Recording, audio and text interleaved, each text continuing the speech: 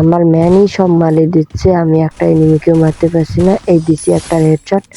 দ্বিতীয় রাউন্ডে ভাই এমন কিছু হয় আমি ভাবতে পারি নাই, কারণ আমার ম্যান, আমি ডাউন হয়েছি, আমাকে রিভাইভ না দিয়ে দেখেন ভাই আসে ম্যাক্স 7 দিয়ে আমাকে মারবে।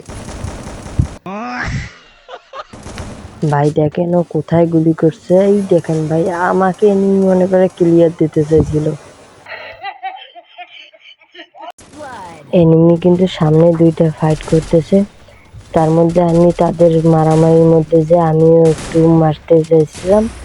এই তো একটা দিলাম ভরি, সাইডে আর একটা আছে, ওটাকে এই দিলাম ভাই, আমাকে একশো দিছে। এই ডাউনে ডাউন, ওনার শুধু লাস্ট প্লেয়ার একটাই আছে।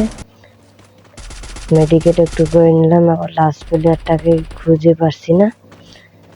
আমি লাস্ট প্লেয়ারটা জানি কোথায়, সামনে সামনে লাস্ট প্লেয়ারটা আসছে, একটু পাকনামি করতে যেয়ে এই যে দিল ভরি। সে এদিকে আমাকে মেরে দিছে, ওই দিক দিয়ে আমার ম্যান ওকে মেরে দিছে। পুরো ম্যাচটাই একটা প্লেয়ারও পেলাম না। এখানে একটা প্লেয়ার দেখতেছি, এনিমিটাকে একটু আমি উপর দিয়ে যে স্টাইলে মেরে দেবো। এনিমিটা কিন্তু সামনে এই জাতা দিয়ে ডাবল শট দিয়ে মেরে